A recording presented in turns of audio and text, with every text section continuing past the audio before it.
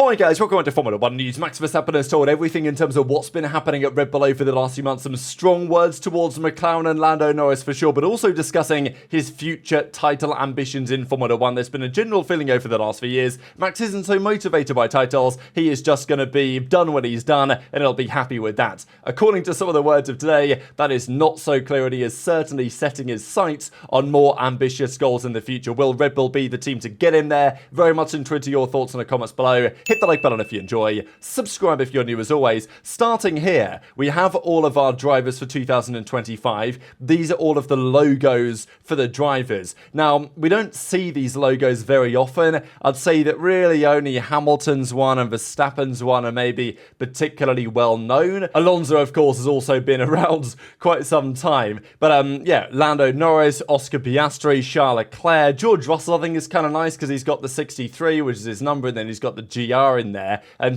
these are some other ones. Gasly's is kind of ugly in my opinion, and as is Esteban Ocon's one, I think. I don't really know what's going on there. Tsunoda's, I guess, is kind of cool, but I'm not exactly sure what's going on. Anyway, this is what they are. Sainz just says 55. Bortoletto, I guess, is kind of nice. He's coming. Nico Hülkenberg has made it relatively straightforward for us all. I guess the cool one here really is Ollie Behrman's, right? Because, you know, it is a bear. And in addition, if you guys look at this for some time, you'll notice that his cheeks of the bear, whatever you want to say, on the left, that is an O.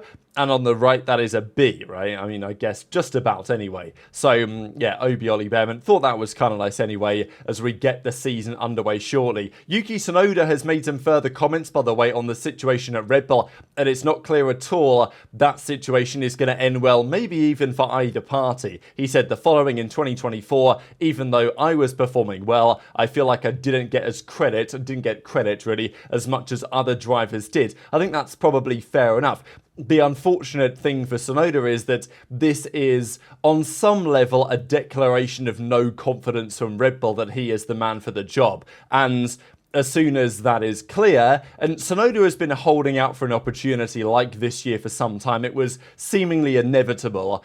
Perez would eventually get the axe, someone was going to get promoted, and Tsunoda had put himself in prime position for that opportunity, vanquishing De Vries, vanquishing Lawson to some degree, Ricciardo for sure, putting himself in the ideal spots, but then they chose Lawson anyway for various reasons. So it's quite clear that Tsunoda is never getting that Red Bull drive, and if Red Bull now themselves have effectively admitted that by the decisions that they have made over the last couple of months, then he's probably not going to stay at all at Red Bull for too much longer, certainly when the Honda partnership comes to an end, as it will going into 2026.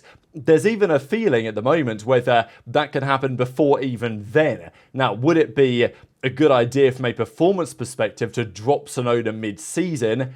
No, I would say that's very unlikely to be true. And I don't think it will happen mid-season. It would be, you know, ludicrous, in fact, certainly ridiculous for Red Bull to do that, depending on the performance that we see. But the reality is, Arvid Lindblad, who is the man that Red Bull would like to replace Tsunoda, I think in an ideal world, their next up driver as Red Bull see it, he is 18 in the start of August, something like that. Similar birthday, I believe, to Kimi Antonelli. So he would technically be able to, if he does well in Formula 2, gets the super license points, whatever, take over an F1 cockpit towards the end of the season. So it's an interesting one to keep your eyes on there, because Red Bull have a replacement in mind.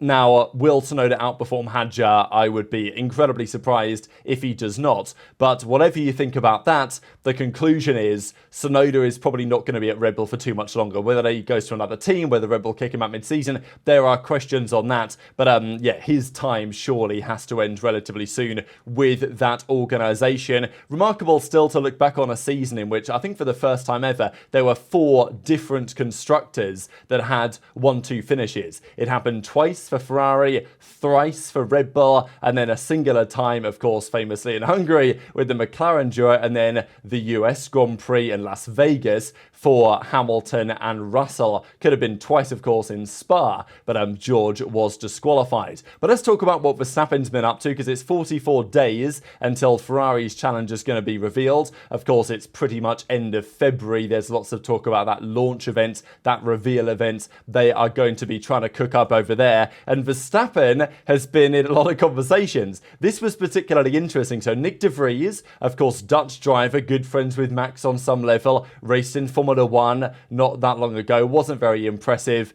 You know, I don't really know why they gave him the drive. Whatever. He is going to do a McLaren Formula 1 test in the near future. And kind of interesting as to why, but, you know, often we see these things for various drivers. And Max says, oh, my friend Nick's driving some McLaren cars. He's getting the inside line on the team now. Look, it's not going to be the latest McLaren, but it is going to be a relatively recent McLaren in that team.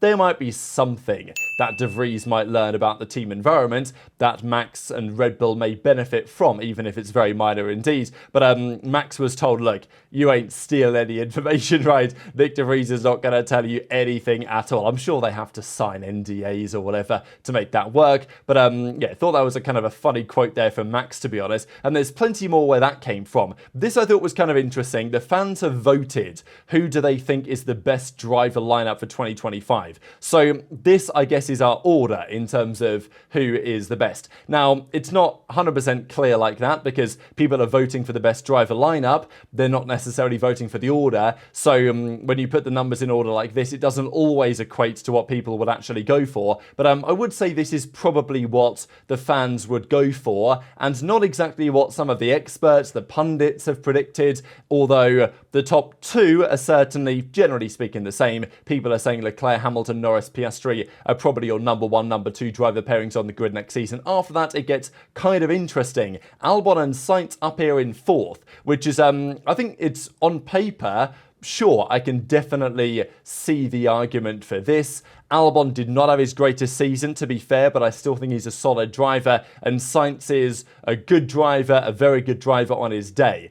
Of course, it's always going to be difficult to say what it actually looks like because they're going to drive a Williams that we don't know whether it's going to be good or not. Verstappen Lawson got 6% of the votes. So I think, again, this is about right, really, because the other rankings we have seen just, is it 1, 2 or 3, whereas this gives you more of an indication on what the fans think in terms of percentages. Like, is this, lineup the best? Is that lineup the best in percentage terms? To show you the fact that, most people seem to believe that Verstappen Lawson is significantly weaker than Norris Piastri, and that pairing is significantly weaker than the Ferrari pairing. But Verstappen Lawson, Albon Sainz, pretty similar maybe. And then Russell Antonelli, 1% of the votes, which I guess makes sense. There's probably 1 in 100 people who, maybe don't rate some of these other guys quite as highly, especially in the modern day, going into 2025 as they might otherwise, and really are buying into the Antonelli hype. And, I can't blame anyone for buying into or not buying into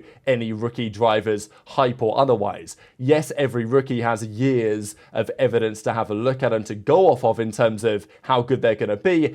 But equally, you never really know until they turn up into Formula 1 how good they are actually going to be delivering performance. Let's talk a little bit more on Max, though. Of course, he's having a child with Kelly Piquet in the relatively near future. He was also asked the question, which is obviously kind of personal, but he was asked the question, you getting married or what's going on there? And he said, not yet, but it will probably happen soon. So, yeah, very Max response, I guess. There was this that was kind of funny, though, because we know that famously Fernando Alonso, I think this is true. Maybe this is just the lore behind it. But when Alonso made that famous overtake at 1:30 on Schumacher, and he was kind of asked, like, wow, how did you have the balls to keep your foot in round that corner, overtake one of the best ever? And Alonso said, well, he's got 2 kids back at home. And it's always been a talking point in Formula 1 that fathers will not take the risk that, younger drivers, let's say non-fathers, may. So, I think people were joking about this a bit. Marco was saying, oh, it's going to slow Max down. He's going to be 0.3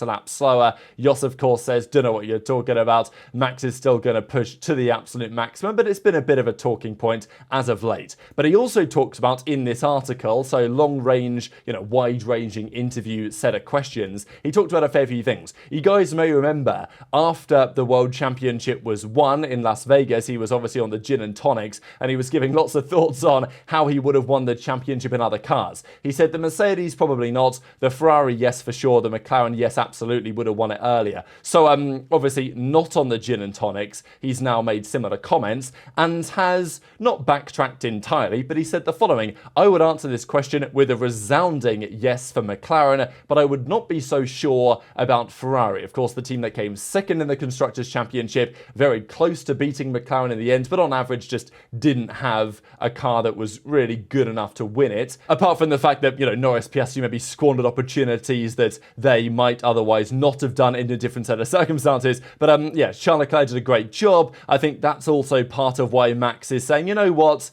fair play to Leclerc. I think that's the point really, isn't it? Because Leclerc was quite a way off winning the championship in the Ferrari compared to Max, but and Max says he seems to believe that Leclerc did a pretty good job maximising the potential of the Ferrari last year to such an extent that he's not convinced he would have won it the other way around. In the McLaren, I totally get Max's perspective, and he still backs the points that he would have won it earlier had he been in a McLaren. I think this is actually quite difficult to argue, just because, let's say in a hypothetical world, we swap Verstappen and Norris in last year's championship.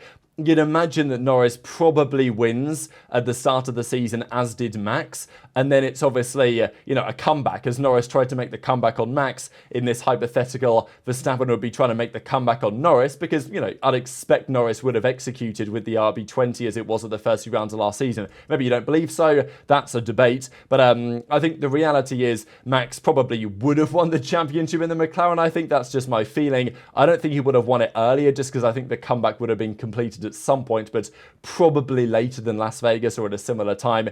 Twitter your thoughts in the comments below. But there's also been plenty else happening at Red Bull Racing with regard to, obviously he's roasting the McLaren guys and Lando Norris, but he's also talking about his own future with the team. We know that the Horner drama at the start of the season was a massive point of controversy, and Max said this on the Horner case at the start of the season. Of course, the matter was not nice, but I claim that this case would have been resolved very quickly with Dietrich Mateschitz, of course, if he was still alive, still in charge. And I think that's pretty clear. Ever since his passing, the Red Bull dynamics, the power dynamics started to change and things got very controversial. People were trying to kick out Horner behind the scenes. Some were, some weren't. There was clearly some degree of backstab, I would say, going on behind the scenes in that organisation. And Verstappen says with Mateschitz in charge, that would never have happened. And if it did happen, he would have resolved it quickly with, a stroke of the pen, as it were. So Twitter your thoughts on that in the comments below. He was also asked the question, who is his strongest ever teammate? Now, obviously there's many drivers, Alonso, Hamilton, you could ask this to. I'm sure they'd give probably different answers. This is certainly an interesting one. In Verstappen's particular career, it's got to be said that obviously his driver pairings haven't been the strongest. He's pretty much vanquished most of his rivals, pretty much only with the exception of Danny Ricciardo. So I think this answer is relatively obvious, but he does say, yeah, clearly Daniel Ricciardo was my strongest ever teammate. I was able to learn the most from him. I absorbed a lot and incorporated it into my experience. I thought that was actually really nice of him to say. But he also talked about his future as a driver. It's been a general feeling, not from me, but from, Helmut Marko and Jos Verstappen and others that, well, Max, he's pretty happy with what he's achieved. And if he wants to just retire and go on to race, other cars, WEC, touring cars, IndyCar, something else. And I think he will do that, start his sim racing team and all this stuff, like take it to the next level and all these things. Those are things that Max does want to do and I'm sure will do at some point. But it's difficult to argue to me that a guy like Max Verstappen, how competitive he is on the track when the visor is down. Some of the activities we saw this year in Mexico, among other places, like this guy will do everything to win championships when they are there, as was the case for many of the great champions as well. So, don't try and tell me, in my opinion, that he's happy to just, sit back and coast from now on. Because there was, people saying that, oh, well, Max is happy with 4. He's matched Vettel's record at Red Bull in terms of consecutives over there. So, he's going to be happy with that. And look, if Max feels like he would prefer to go and drive in another racing series rather than drive maybe a Red Bull or another car that isn't quite the fastest in the field and he doesn't feel confident that he can win with, fair enough. I think Max may be a driver that could do that. But he's definitely a driver career. He still wants to achieve an awful lot because, he said the following: it's crazy that he accomplished the goal of winning the 4 world championships. Of course, I'm proud.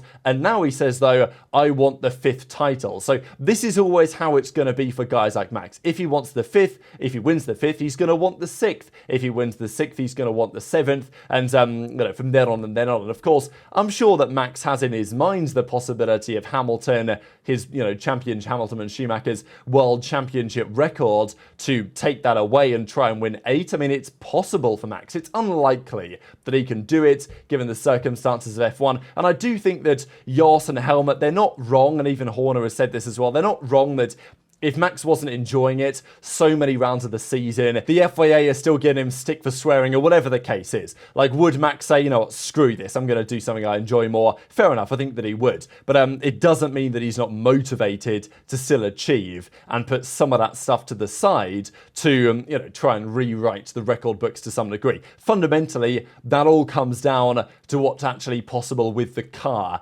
And we're going to see a lot about that over the next few months. And then we will most certainly see in 2026 where Verstappen lies, whether he's still at Red Bull, whether he's elsewhere, and what that looks like for the state of the championship. This, I thought, though, was pretty interesting. So Max is very confident in his ability as a driver, understandably so. His belief is give him a car good enough or just in the mix to win the championship, and he's going to be able to do that. The other point, though, of course, is on the constructors. Red Bull really want to win the constructors. There's loads of prize money on the line for it. Perez was effectively sacked for not delivering on that this season, despite Max winning the drivers. So Max says this: if we can get the car back to the front, the name in the other cockpit won't even matter. So I love that he doesn't, I'm sure he probably talked about Lawson and others in this article, but the idea being that he doesn't even care who his teammate is. They could put me in the car, whatever, I'll score 0 points. But what I will do is win the Constructors' Championship, according to Max, in that scenario, because Max would score so many points